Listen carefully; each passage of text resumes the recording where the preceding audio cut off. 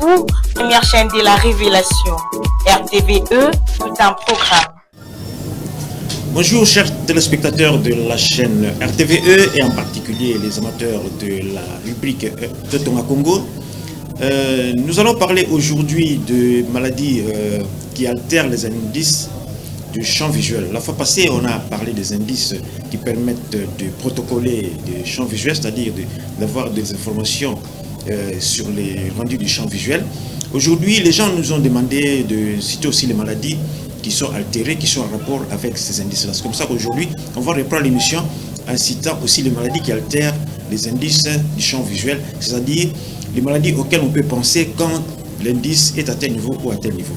Donc, on va faire comme d'habitude la lecture pour qu'on aille très vite et pour ne pas perdre certains détails. On commence. On reprend donc à partir du Visual Feed, page 168. On commence par le Visual Feed Index, VFI.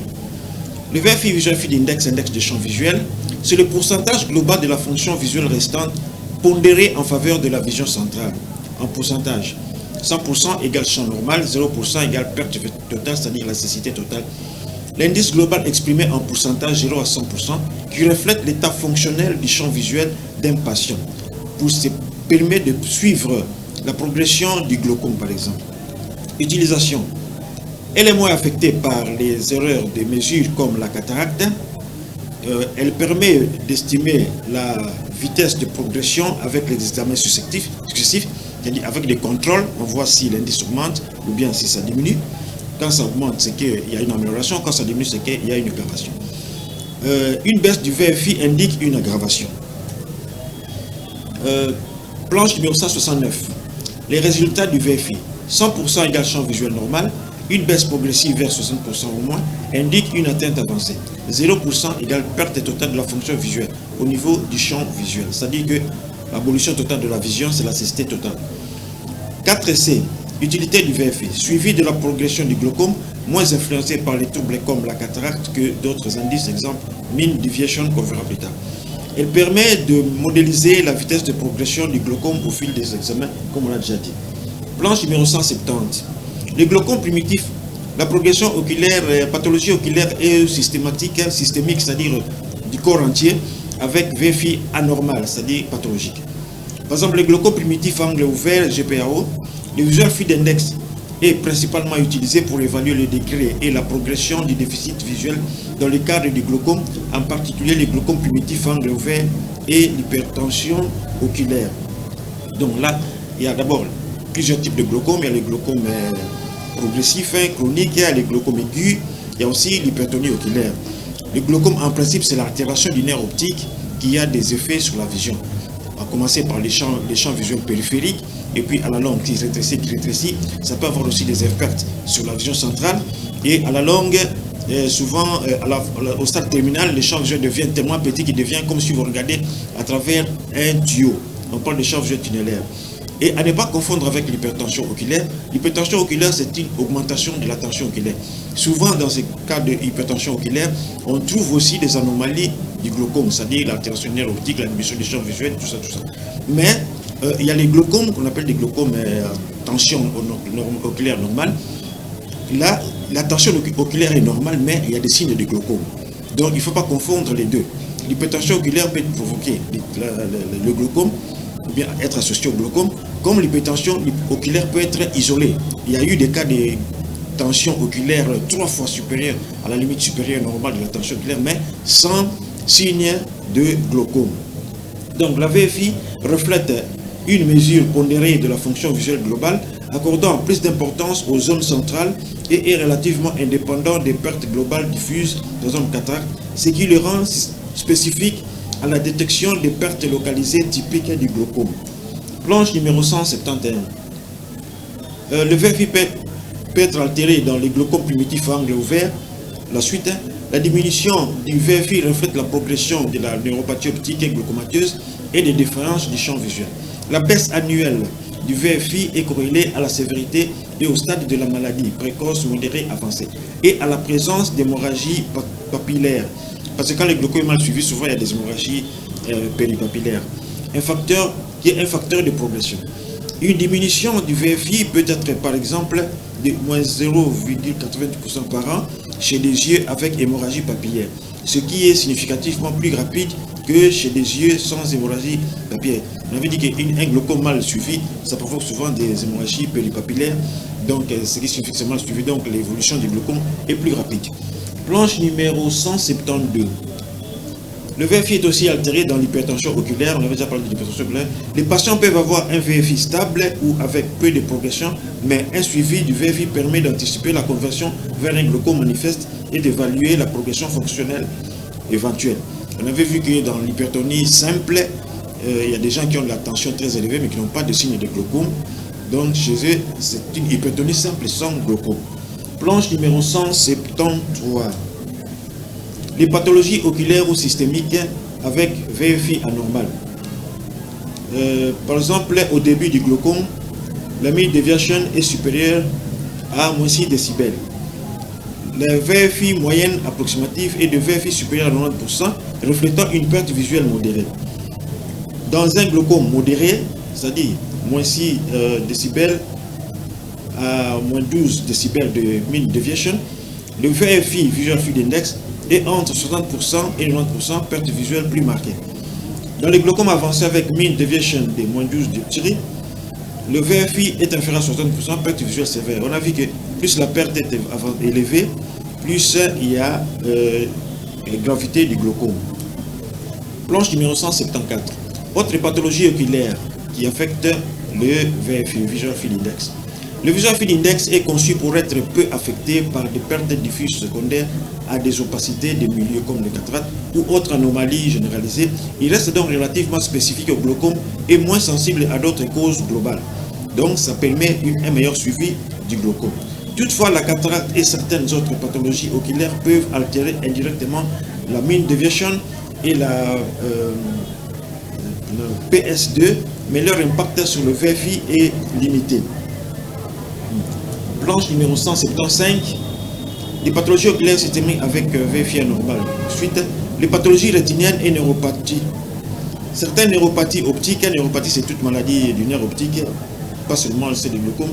À part les neuropathies du glaucome, il y a d'autres neuropathies inflammatoires, dégénératives, tout ça, sections, tout ça. Les maladies rétiniennes ou pathologies systémiques qui entraînent des défauts visuels localisés ou diffus peuvent théoriquement affecter le champ visuel et donc potentiellement le Visual Field Index. Mais ce dernier est essentiellement validé et utilisé dans le contexte glaucomateux. Planche numéro 176. La rétinopathie diabétique ou autre. Chez les diabétiques, il y a aussi modification du Visual Field Index, pas nécessairement en rapport avec le glaucome, mais quand on a une VFI altérée, il faut aussi penser au diabète. Donc la rétinopathie diabétique ou autres affections rétiniennes sévères peuvent indirectement entraîner des valeurs anormales de VFI, mais cela est moins documenté que pour le glaucome. Planche numéro 177. Les intoxications et effets médicamenteux. Certains médicaments ou intoxications au mercure, aux antiépileptiques, etc. Il y a des intoxications aiguës, c'est-à-dire avec un surdosage. Il y a des intoxications chroniques à force de prendre le même médicament à dose normale. À la longue, on peut avoir ce qu'on appelle intoxication chronique. Donc certains médicaments ou intoxications peuvent modifier les champs visuels et donc potentiellement abaisser le VFI. Mais ces cas sont moins documentés spécifiquement pour le VFI.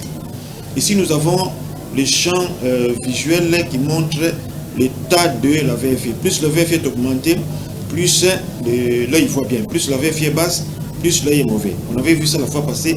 Nous voyons aussi que dans l'ensemble, le VFI du côté gauche est plus élevé que le VFI du côté droit. Vous voyez que plus il y a la zone noire, plus la vision est perdue. Plus la zone est blanche, plus la vision est conservée, donc le VFI. Donc vous voyez que les zones blanches à gauche, sont plus, disons, les zones claires sont plus nombreux que les zones qui sont tout à fait noires. Tandis que du côté droit, les zones noires, les zones foncées qui indiquent une perte plus avancée, sont plus nombreux. Donc le VFI est plus élevé. La capacité fonctionnelle rémanente de la rétine est plus élevée à gauche qu'à droite. Ça, c'est l'image que le champ visuel donne pour évaluer le Visual Field Index. Planche 179, glaucome Hemifield Test. Le glaucome Hemifield Test, c'est un test ou algorithme automatisé utilisé pour évaluer les résultats du champ visuel dans le diagnostic du glaucome. Là, c'est spécifique au glaucome comme le nom l'indique, le nom de l'index l'indique, glaucoma Hemifield Test. On avait vu que dans les glaucomes, il y a le champ visuel supérieur qui est beaucoup plus atteint que le champ visuel inférieur. Donc, il y a des algorithmes, c'est-à-dire des procédures dans la machine qui sont déjà préprogrammées pour évaluer, comparer les deux champs visuels supérieurs et inférieurs. Donc, le GSTA test est un test ou algorithme automatisé utilisé pour évaluer les résultats du champ visuel dans le diagnostic du glaucome. Il compare la sensibilité entre les émissions supérieures et les émissions inférieures en 5 paires de secteurs correspondant à l'anatomie normale des fibres du nerf optique, détectant ainsi les pertes localisées typiques du glaucome. Planche numéro 180. Les 5 paires de secteurs qui correspondent à l'anatomie normale des fibres du nerf optique. Nous avons vu que le HT évalue les 5 secteurs-là des champs visuels. Nous allons voir ici les 5 paires de champs des nerfs optiques qui sont influencés par le GHT. Les 5 paires de secteurs qui correspondent à l'anatomie normale des fibres du nerf optique, division sectorielle basée sur la topographie anatomique des fibres nerveuses qui relie la rétine au nerf optique, est essentielle pour détecter les pertes localisées caractéristiques du glaucome. Cette organisation permet de détecter des discordances entre émissions supérieures et inférieures par paire. Il y a toujours la paire gauche, la paire droite et la paire supérieure, ce qui est typique des lésions glaucomateuses. Planche numéro 181, donc ces secteurs correspondent habituellement à région temporale supérieure, TS, région temporale inférieure. Il y a des fibres qui vont de la région temporale supérieure vers le nerf optique, il y a d'autres fibres qui vont de la région temporale inférieure vers le nerf optique, d'autres vont de la région nasale supérieure vers le nerf optique, et d'autres vont de la région nasale inférieure du nerf optique. Il y a d'autres qui vont directement de la macula jusqu'au niveau du nerf optique. C'est la région qu'on appelle région centrale ou papillaire, faisceau maculopapillaire, qui correspond à la vision nette qui vient directement de la macule, et puis qui est chargée de la vision nette, de la vision des couleurs et de la vision des ions. Une lésion au niveau de la 5e paire, la région centrale ou papillaire, faisceau maculopapillaire, c'est une lésion, même une petite lésion dans cette région-là, ça fait perdre la vision centrale et donc la vision nette. Et quand on a une lésion à ce niveau-là, la vision est fortement altérée, même quand la lésion est petite. Planche numéro 182, le GHT glaucome Hemifield Test est un paramètre sensible pour le glaucome et détecte aussi des anomalies dans d'autres neuropathies optiques. Les valeurs anormales typiquement correspondent à un statut outside normal limit. Ce sont des différents degrés d'atteinte de GHT. On verra ça plus tard, la liste complète des noms des anomalies. Donc les valeurs anormales typiquement correspondent à un statut outside normal limit associé à une augmentation du pattern standard deviation par rapport aux valeurs normales qui sont d'environ 1,5 décibels. Planche numéro 183. Le GHT est utilisé pour le dépistage du glaucome pour aider à détecter les pertes asymétriques caractéristiques du glaucome. Asymétrie hémiphyde, on a vu supérieure et inférieure, et signature fréquente qui est la symétrie supérieure et inférieure est une signature fréquente du glaucome. Planche numéro 184. Type de résultats avec le GHT, classé par catégorie. On avait vu une fois là une des anomalies. Ici, nous avons les 5 types d'anomalies qu'on peut, disons les grades d'atteinte, les niveaux d'atteinte de GHT. Nous allons les voir, les 5 types de résultats avec le GHT. On a d'abord le résultat within normal limit, c'est-à-dire que le GHT est normal. Et le outside normal limit, c'est-à-dire tout à fait anormal. Et le borderline, c'est-à-dire que c'est entre normal et donc c'est pas bien de dire si c'est normal, si c'est anormal, c'est une phase de transition. Donc la limite entre le normal et l'anormal. General reduction of sensitivity. La réduction est généralisée. L'abnormally high sensitivity, carrément le cliniquement utile. Donc c'est rarement utile. Mais l'anomalie de sensibilité élevée. Là, on avait vu la fois passée, c'est dans les cas de maladies qui irritent les nerfs optiques. À ce moment-là, le GHT, au lieu de diminuer, c'est supérieur à la normale. Souvent, c'est une irritabilité, une irritation dans les cas comme, par exemple, les intoxications qui provoquent les irritations des nerfs. Planche numéro 185. Les pathologies associées avec GHT.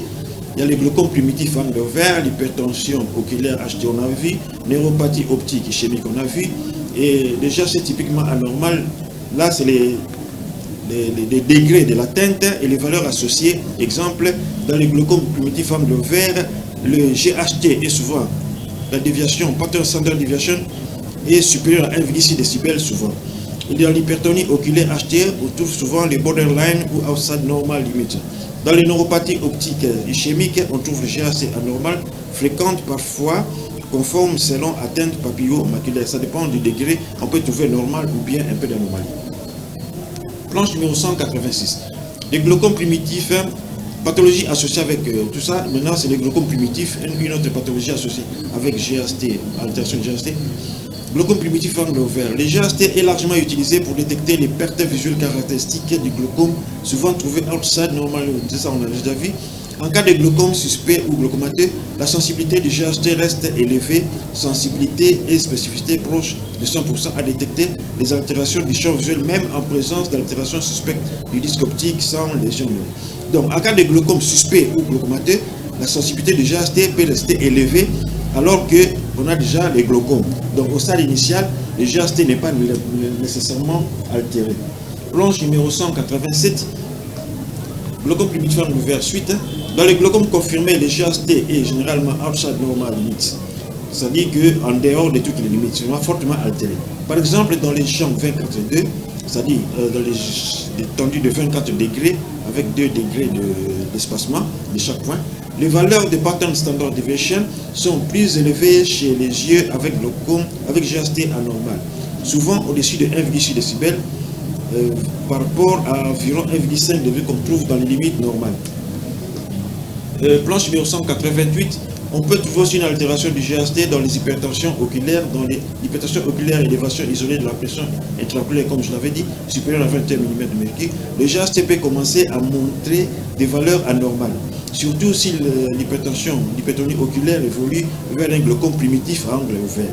Vous avez vu que l'hypertension, ça peut être élevée, mais sans altérer le nerf optique, sans vous présenter des signes de glaucome.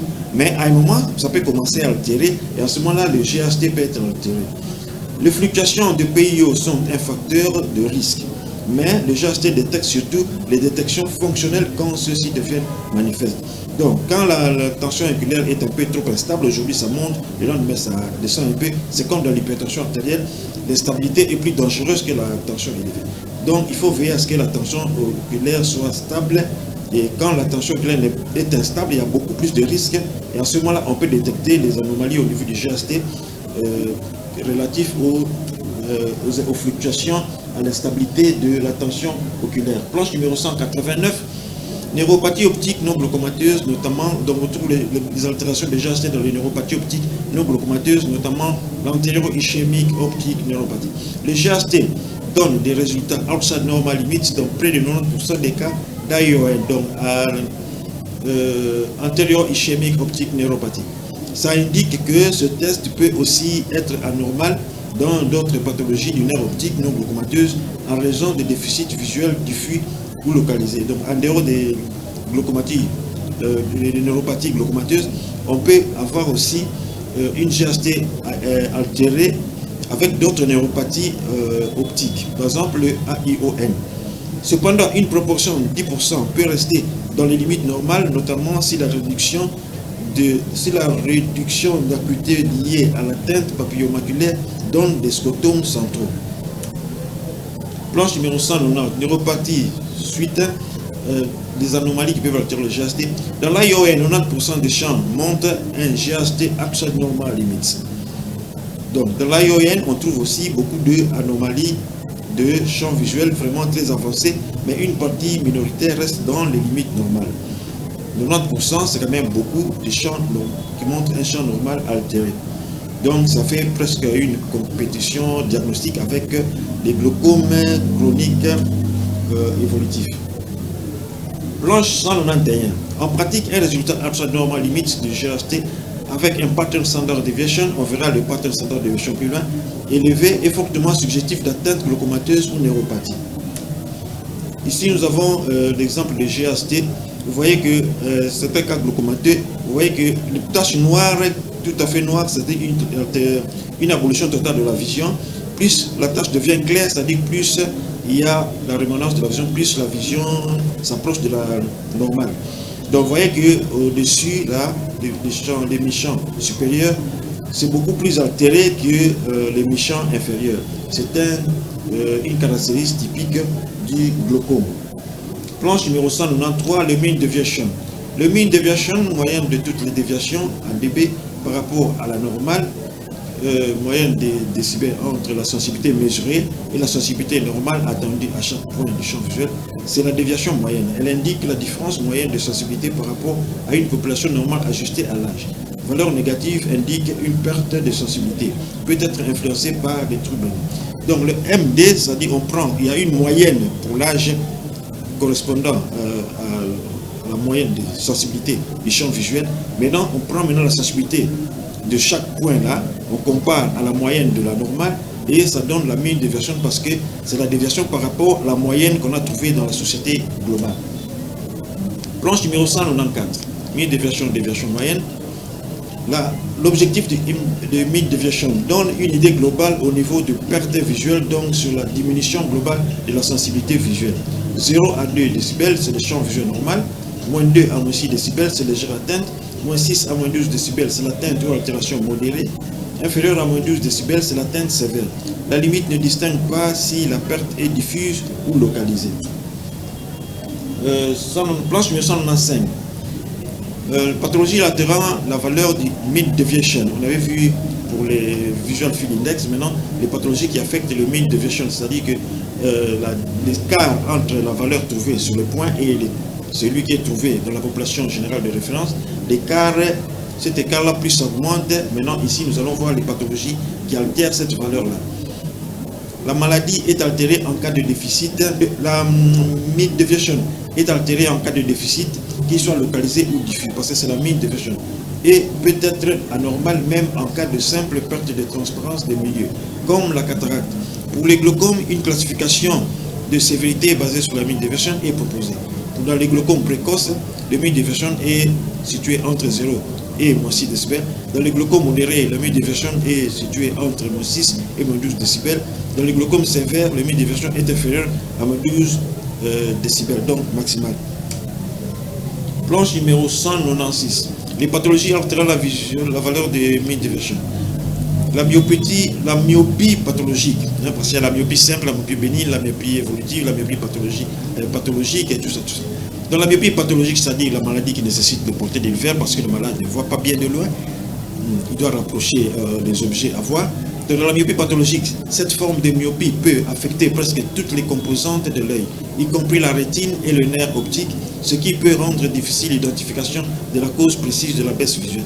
Bien que la mean deviation ne soit pas explicitement quantifiée pour la myopie pathologique dans la plupart des littératures, l'atteinte du nerf optique et de la rétine peut potentiellement influencer la mean deviation. Planche numéro 197. Pathologie altérant la valeur de la mean deviation.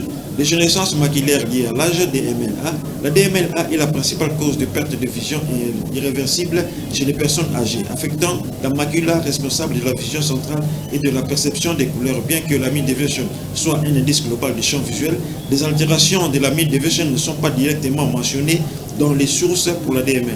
Cependant, les changements dans les couches rétiniennes externes et l'épithélium pigmentaire peuvent être observés. La dégénérescence maculaire liée à l'âge est une maladie qui vient souvent lors de l'exposition à la lumière, surtout la lumière bleue, parce que la lumière bleue est plus énergétique. La lumière rouge, sa longueur d'onde est plus élevée et sa fréquence est plus basse, donc ça apporte moins d'énergie. Donc des lumières qui sont beaucoup énergétiques comme la lumière bleue, la lumière verte, les rayons X et tout ça, et puis les ultraviolets, ce sont des rayonnements qui détruisent la rétine au niveau de la fovea. Et il y a beaucoup d'ultraviolets qui viennent du soleil. Et la lumière bleue, c'est surtout dans les écrans de télévision, les écrans de portables et tout ça. Et toutes ces lumières-là, ça détruit la macula, la fovea. et ça peut provoquer à longue la dégénérescence maculaire liée à l'âge. C'est pour cela qu'on conseille aux gens de ne pas trop utiliser les appareils avec dispositifs d'éclairage artificiel comme les téléphones portables, les ordinateurs et tout ça. Parce qu'ils émettent la lumière bleue qui est nuisible pour la rétine et ça provoque à la longue la dégénérescence maculaire liée à l'âge. Parce que ça vient avec l'âge, parce qu'avec l'âge, il y a eu accumulation de ces facteurs-là, ce qui fait que chez les jeunes, il y a déjà un début, mais ça ne se manifeste pas tellement, mais avec l'âge, ça s'accumule et ça dépasse un niveau où ça devient carrément pathologique. Planche numéro 198, certaines conditions comme la skew deviation et la réaction d'inclinaison oculaire sont des anomalies centrales des mouvements oculaires qui peuvent s'observer dans des syndromes neurologiques tels que le syndrome de Wallenberg ou la sclérose en plaques, mais elles ne sont pas directement liées à une altération de la mean deviation du champ visuel. On va voir ces maladies-là, on va vous expliquer qu'est-ce que ces maladies signifient. Ici, nous avons la valeur de la mean deviation. Vous voyez que la mean deviation ici est de moins 13,81 à l'œil gauche et moins 14 à l'œil droit. Vous voyez que là où la vision, surtout la vision centrale, est blanche, c'est-à-dire un peu plus normale qu'à la périphérie, vous voyez que la mean deviation est inférieure là où la vision centrale est moindre et il y a moins de taches noires. Donc il y a beaucoup plus de taches noires que dans le côté gauche. Vous voyez que la mean deviation est plus élevée à l'œil droit qu'à l'œil gauche. Ça signifie que quand la perte du champ visuel est plus élevée, la mean deviation est plus élevée parce que la différence entre la valeur lue chez les malades qui devient petite par rapport à la référence devient grande. Quand la vision est tout à fait normale, donc la valeur se rapproche de la valeur moyenne et la différence, donc la mean deviation sera moindre. C'est ce qu'on voit ici. Là où l'affection est moindre, la mean deviation est moindre. Là où l'affection est plus marquée, parce qu'il y a plus de taches noires, les zones noires sont plus nombreuses et la mean deviation est plus élevée. Planche numéro 200, pathologie altérant la valeur de la mean deviation. La skew deviation, aussi appelée signe de Twing, on avait vu ça la fois passée, maintenant on donne le détail de cette maladie, aussi appelée signe de Twing, Magendie, est un désalignement vertical des yeux, c'est un strabisme qui n'est pas causé par un muscle unique ou un nerf oculomoteur, mais par une anomalie des influx vestibulaires prénucléaires. Le vestibulaire, ça se trouve dans les oreilles, c'est-à-dire que ça se rapproche des nystagmus qui viennent des influx cochléaires. Elle se caractérise par une divergence verticale non paralytique, où donc les muscles sont normaux, où un œil est dévié vers le haut, hypertropie, parce que ça s'est dévié vers le haut de façon fixe. Hypertropie, c'est fixé.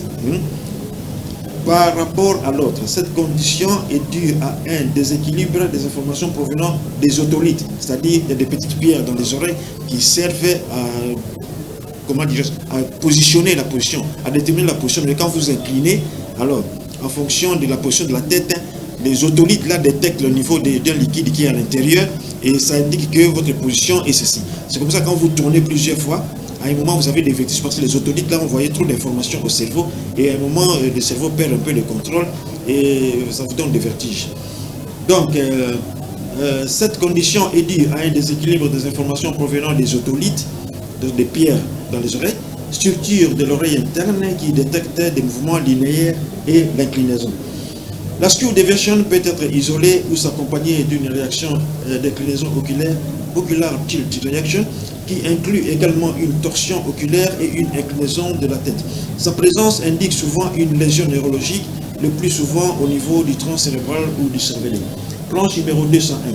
D'autres pathologies altérant la valeur du MD, la réaction d'inclinaison oculaire, ocular tilt reaction, est un ensemble de signes oculaires caractérisés par une combinaison de déviation verticale des yeux, skew deviation, une torsion oculaire et une inclinaison compensatrice de la tête. Elle résulte d'une lésion affectant des voies vestibulo-oculaires verticales, conduisant à un déséquilibre des influx provenant des otolithes de l'oreille interne. Cette réaction traduit un trouble central souvent localisé au niveau du tronc cérébral ou de la fosse cérébrale postérieure. Planche numéro 202, le syndrome de Wallenberg, dont on avait parlé aussi, ici on donne le détail, est un accident vasculaire cérébral infarctus ou parfois hémorragie, touchant, parce qu'il y a des AVC ischémiques et des AVC hémorragiques, des AVC ischémiques, souvent on appelle ça infarctus, et des AVC hémorragiques, et donc les deux types de AVC. Des AVC cérébrales qui touchent la portion dorsolatéral du bulbe rachidien. Donc c'est une maladie qui permet déjà de localiser le niveau où il y a l'AVC. Généralement dû à une occlusion de l'artère cérébrale postéro-inférieure ou de l'artère vertébrale. Cette lésion provoque une atteinte neurologique caractéristique avec des symptômes dits croisés. D'un côté de la lésion, on observe des troubles comme l'ataxie cérébelleuse, un syndrome de Horme et troubles de la déglutition, de la phonation et une hypoesthésie faciale. Tandis que du côté opposé de la face, il y a une perte de la sensibilité à la douleur et à la température au niveau du tronc et des membres. Des autres signes fréquents incluent vertige, nausées, vomissements, hoquets persistants et dysarthrie. Le syndrome associé donc des signes liés à divers noyaux et voies nerveuses situées dans cette région du tronc cérébral. Bon, planche numéro 203, d'autres pathologies altérant la valeur de la mean deviation. La sclérose en plaques, SCP. On avait parlé de la sclérose en plaques la fois passée. Il y a des fibres qui sont myélinisées. La myéline, la gaine de myéline permet à accélérer la transmission de l'influx nerveux. Il arrive qu'il y a certaines maladies qui font que ces fibres, ces nœuds-là, ça se détruit. Et souvent, c'est parmi les causes de cette maladie, il y a la sclérose en plaques. Donc, c'est une maladie auto-immune, inflammatoire chronique du système nerveux central, cerveau-hémolipidien, dans laquelle le système immunitaire attaque la myéline, la gaine protective des fibres nerveuses. Cette démyélinisation perturbe la transmission des signaux nerveux et entraîne des lésions appelées plaques ou sclérose. C'est comme ça qu'on appelle ça sclérose en plaques, parce qu'une des manifestations de cette maladie, c'est des plaques qui remplacent les gaines de myéline. La sclérose en plaques se manifeste par des symptômes très variables selon les zones atteintes et peut toucher des fonctions motrices, les sensitives, les cognitives. Cognitive, c'est la connaissance, et l'émotionnel et les visuels. Parmi les symptômes fréquents, on trouve des troubles visuels de l'acuité, vision double, c'est-à-dire un objet, vous le voyez en double, et on appelle ça diplopie. Les douleurs oculaires, des douleurs oculaires injustifiées là, souvent quand ça arrive comme ça, il faut penser à l'irritation due à l'évolution de la sclérose en plaques. Donc, d'autres manifestations, des troubles sensitifs, engourdissement, fourmillement. Engourdissement, c'est quand vous voyez que vous sentez plus bien votre membre. Quand vous êtes beaucoup assis, vous voyez parfois un moment, vous sentez, quand vous touchez votre membre, vous ne le sentez plus tellement. Et puis parfois des fourmillements, vous sentez comme des petits fourmillements là, comme s'il y a des petites bulles de vapeur qui sortent dans les membres. Des troubles moteurs, faiblesse, difficulté à marcher, ainsi que des troubles de l'équilibre, un peu de vertige là, et des troubles de la vessie, on y du mal parce que des continences urinaires, et du langage et de l'humeur. Donc on ne parle plus bien et l'humeur devient l'humeur, c'est-à-dire que la personnalité devient instable. Planche numéro 204. Les autres pathologies altérant la mean deviation. La sclérose en plaques évolue souvent par poussée alternant avec des phases de rémission, c'est-à-dire où la maladie ne se manifeste plus, mais peut aussi être progressive, c'est-à-dire que sans rémission, la maladie continue, est interrompue, ininterrompue, c'est du début à la fin, elle ne fait qu'évoluer. Elle survient généralement chez les jeunes adultes avec une prédominance féminine, plus des femmes.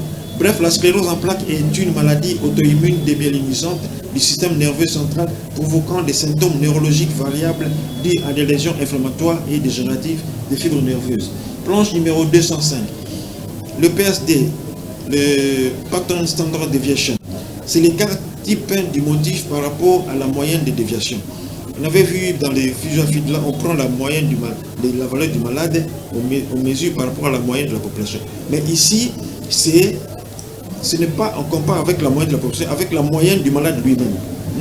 Toutes les déviations qu'on rencontre chez les malades par rapport à la déviation, par rapport à la population, toutes ces moyennes-là, on les somme, on les divise par quantité, et puis on prend maintenant la valeur lue chez les malades, on soustrait avec cette moyenne-là qu'on a trouvée chez le malade lui-même, pas dans la population générale. Bien que la moyenne trouvée chez le malade, ça dépend de la population, de la moyenne de la population générale, mais maintenant, la valeur lue chez les malades, on soustrait avec la moyenne de la population générale.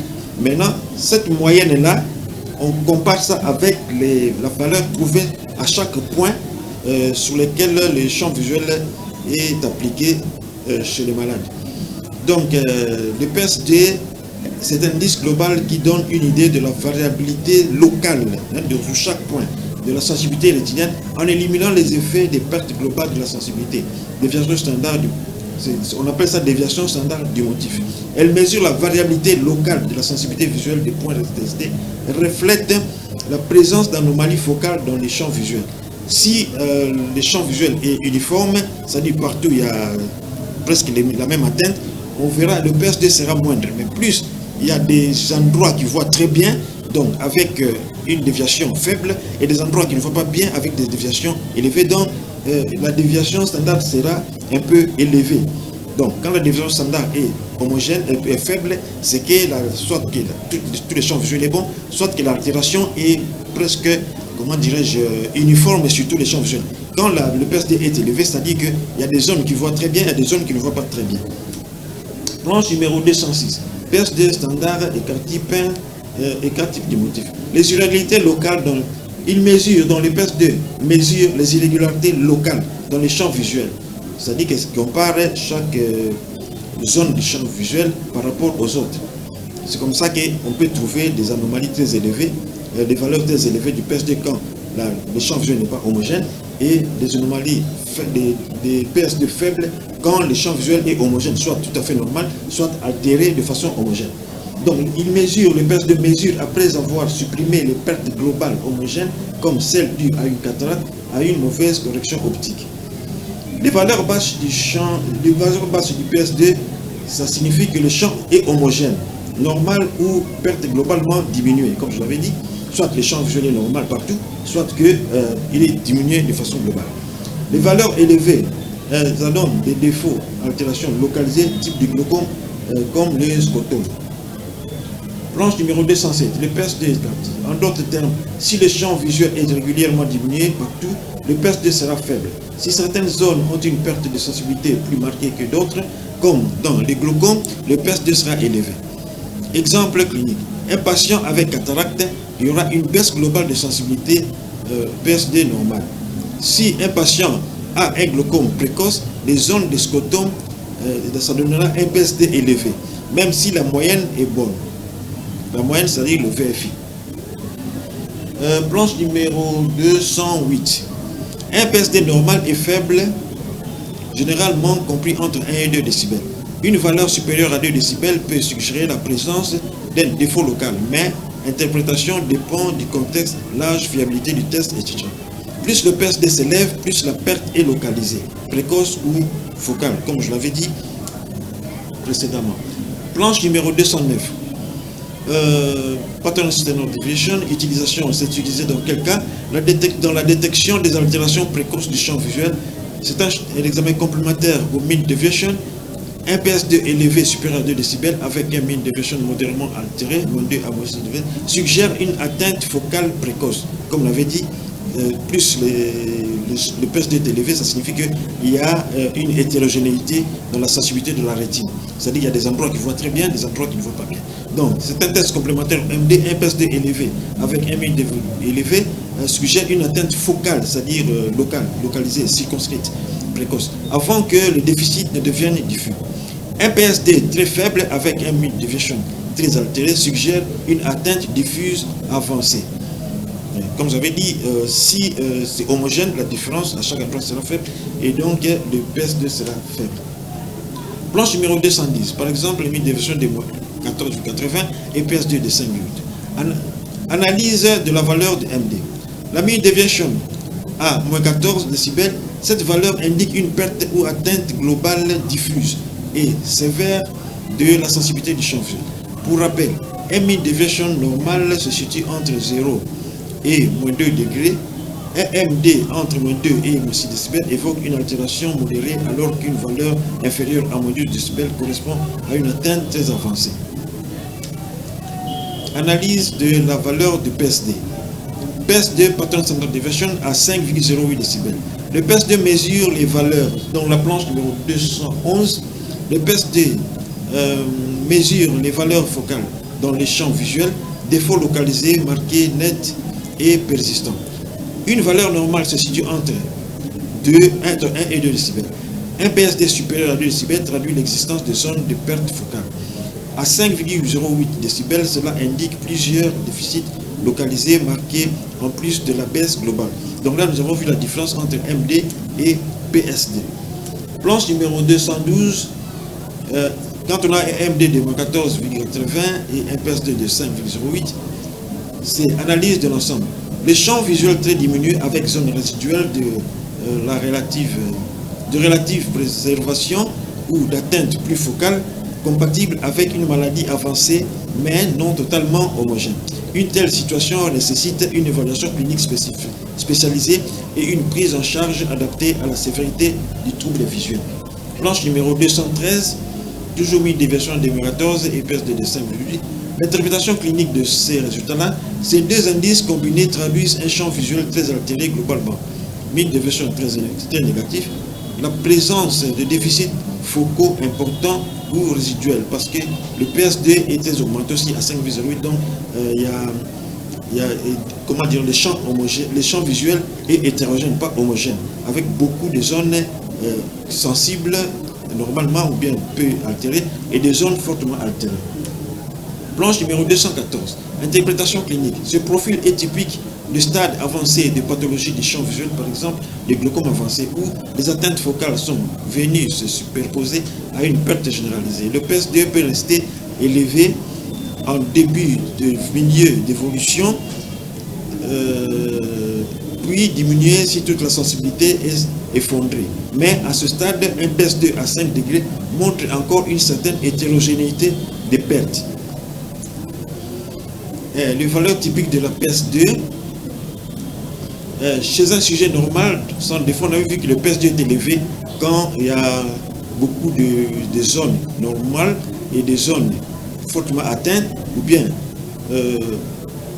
c'est normal quand les zones sont homogènes, c'est-à-dire soit fortement atteintes partout, soit partout un peu normal. Donc chez un sujet normal, sans défaut visuel notable, la PSD est faible, proche de la normale, généralement entre 1 et 2 décibels. Dans les glaucomes précoces à modérés, la PSD augmente en général au-dessus de 3 décibels, reflet de la présence de scrotum buccal. Lorsque les glaucomes progressent de manière diffuse et sévère, supérieure à 50% du champ visuel affecté, autour de MD égale 14 dB, la PSD peut paradoxalement diminuer, souvent inférieure à 3 décibels malgré la sévérité, en raison d'une perte homogène de la sensibilité. Donc quand le glaucome est élevé, partout, le champ visuel diminue partout et ça donne l'impression d'un PSD normal alors que la maladie s'est aggravée. Pour les autres pathologies, dystrophie rétinienne et neuropathie sélective, la PSD peut être augmentée avec des valeurs variables dépendant de la topographie des lésions. La prochaine fois, on fera, parce que le chronomètre indique qu'il nous reste moins de 3 minutes, donc on arrête là. La prochaine fois, on va voir les pathologies oculaires, d'autres pathologies oculaires qui altèrent la valeur de la PSD. Aujourd'hui, on arrête là, donc on vous donne rendez-vous la prochaine fois. Nous sommes là en direct entre les mardis et les jeudis à partir de 10h, sauf l'imprévu. Et nous vous remercions de nous avoir suivis et nous vous transmettons des abondantes bénédictions du ciel parce que nous sommes une chaîne religieuse. Je vous dis au revoir, ciao et à la prochaine. RTVE, Radio-Télévision La Voix de l'époux, première chaîne de la révélation. RTVE, tout un programme.